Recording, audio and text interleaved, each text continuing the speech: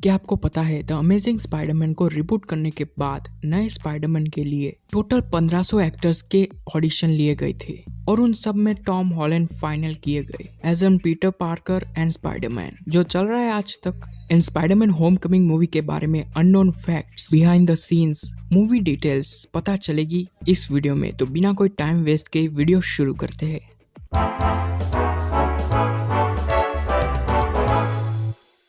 जब Tobey Maguire को Spiderman का रोल ऑफर किया गया तब वो सिर्फ 25 साल के थे और एंड्रयू 28 साल का। पर टॉम हॉलैंड को स्पाइडरमैन का रोल मिला तब वो सिर्फ 19 साल के थे और ये एमसीयू के पहले एक्टर बन गए जिसको स्पाइडरमैन जैसा आइकॉनिक रोल मिला इतनी कम उम्र में।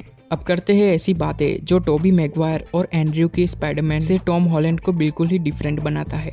आपको याद ही होगा कि टोबी पार्ट टाइम में फोटोग्राफी करता था और सेम एंड्रयू वाले स्पाइडरमैन के लिए भी।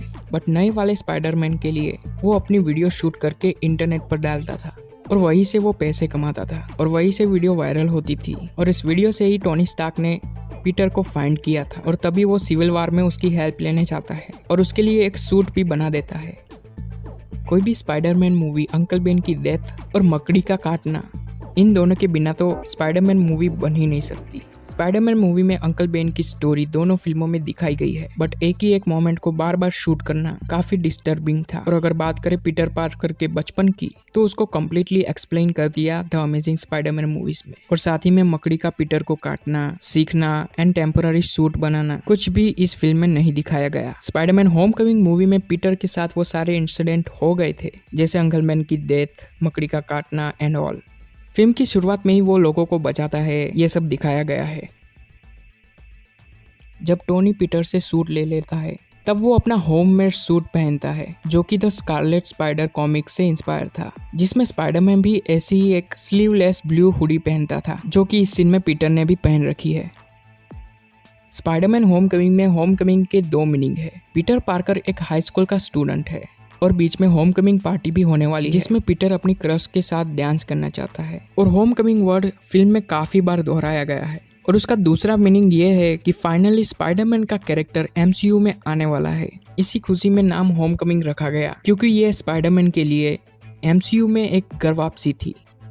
मूवी की स्टार्टिंग में मार्वल के लोगों के साथ जो पीछे म्यूजिक बज रहा है वो 1967 के स्पाइडरमैन टीवी कार्टून शो का थीम सॉन्ग है जिसे Paul Francis Webster and Bob Harris ने कंपोज किया था। And that's really awesome.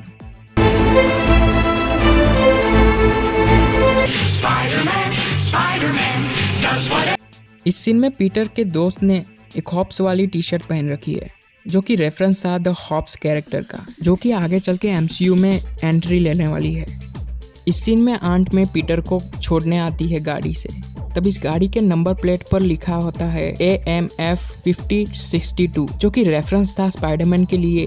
AMF का मतलब है अमेजिंग फैंटेसी, 50 का मतलब है 50 इश्यू नंबर एंड आखिर में 62 यानी कि ईयर 1962 जब पहली बार स्पाइडरमैन कैरेक्टर को इंट्रोड्यूस किया गया था।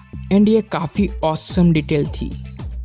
इस फिल्म में VFX CGI वर्क के लिए लौरा, ट्रिकस्टर, इमेज वर्क्स जैसी कंपनीज एक साथ मिलकर मूवी के लिए काम किया है इंक्लूडिंग सोनी पिक्चर्स।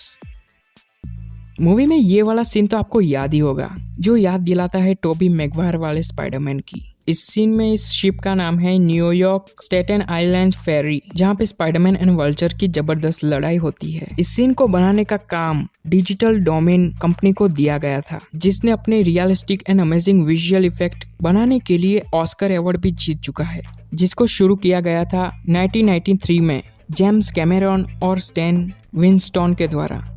तीनों स्पाइडरमैन वाली मूवीज में से होमकमिंग में पहली बार ये हुआ कि आंट मे को पता चल गया कि पीटर पार्कर ही स्पाइडरमैन है इस वाले सीन में, जो कि टोबी मैगवायर वाले स्पाइडरमैन के डायरेक्टर रैम सैमी भी यही चाहते थे स्पाइडरमैन 2 में ये सीन में। पर स्पाइडरमैन 2 में तो ये कर नहीं पाए पर इस मोमेंट को होमकमिंग में कर दिखाया एक फनी वे में। एंड ये वाला मोमेंट टोबी एंड एंड्रयू वाले स्पाइडरमैन मूवीज में नहीं था। पर कॉमिक में ये बताया गया है कि आंट में पहले से ही जानती थी और एक दिन वो पीटर के सामने ये रिवील भी कर देती है कि मुझे तुम्हारी ये सीक्रेट आइडेंटिटी के बारे में पहले से ही पता है और इसके लिए मुझे तुम पर प्राउड है। इस वाले सीन में स्पाइडरमैन एलिवेटर के लोगों को बचाता है, बट लिफ्ट नीचे चली जाती है। बाद में पीटर वेब शूटर से लिस को पकड़ लेता है, जो कि ट्रिब्यूट था द अमेजिंग स्पाइडरमैन 2 के लिए। एंड पीटर जब उसे बचा लेता है, तब पीटर के सूट के अंदर का एआई बोलता है किस हर। This is your chance, Peter. Kiss her. जो कि एक ट्रिब्यूट था 2002 की स्पाइडरमैन मूवी के लिए। इस वाले सीन में टीवी में कैप्टन अमेरिका की वीडियो चल रही होती है, तो ये जिम टीचर कहता है कि अब वो एक क्रिमिनल है, क्योंकि सिविल वॉर मूवी में वो सकविया एक्वर्ड्स के अगेंस्ट हो जाता है एंड उसके कारण ही ये फाइट होती है, जिसमें फाइनली कैप्टन अमेरिका भागने में सक्सेस हो जाता है।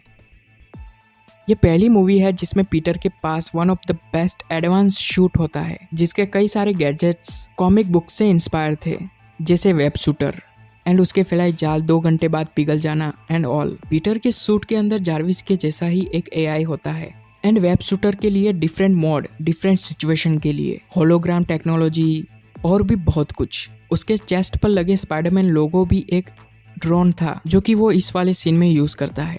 एंड इस वाले सीन में तो हमें ये भी पता चलता है कि सूट के अंदर एक हीटर भी था।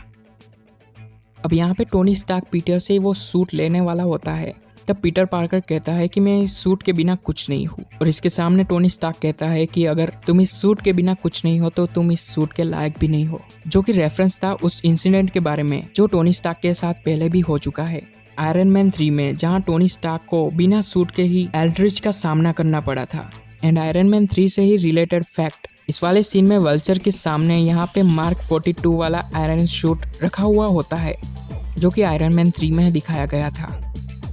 साल 2013 में एक इंटरव्यू में टॉम हॉलैंड से पूछा गया कि अब आप किस तरह का रोल करना चाहोगे, तो उसका जवाब देते हुए टॉम ने कहा कि अगर मार्वल स्पाइडरमैन को रिबूट करने के बाद भी रिबूट करता है तो वो स्पाइडरमैन का रोल करना चाहेंगे। I don't know. What kind of superhero would I want to play? Maybe Spider-Man in like 10 years time. The reboot of the reboot, if they made one. और उसका ये ड्रीम 5 साल बाद हकीकत बन जाता है, जब उसे फाइनली ये रोल करने को मिलता है। एक्टर जेके सिमनॉम्स वापस अपने रोल करते हुए होमकमिंग में आना चाहते थे, बट जस्टिस लीज में वो कमिश्नर का रोल कर रहे थे 2017 में, तो ऑफिशियली उनके इस रोल को मूवी से टोटली हटा दिया गया। स्पाइडरमैन होमकमिंग टोटली एक teenage high school drama series है, जिसमें पीटर के अलावा सभी एक्टर्स भी टीनेजर थे। मूवी में हाई स्कूल के सीन को शूट करने के लिए मूवी की शूटिंग समर हॉलीडेज में शुरू की गई थी, ताकि उस वक्त स्कूल खाली मिल सके और वो अपनी शूटिंग आराम से कर सके। एंड टॉम हॉलैंड को मार्वल ने न्यूयॉर्क के एक हाई स्कूल में सीक्रेटली भेजा था, ताकि वो स्कूल के माहौल के हिसाब से ढल सके, स्कूल के culture and other activities explore कर सके, जिससे स्पाइडरमैन का ये रोल करने में उनको काफ़ी हेल्प मिले।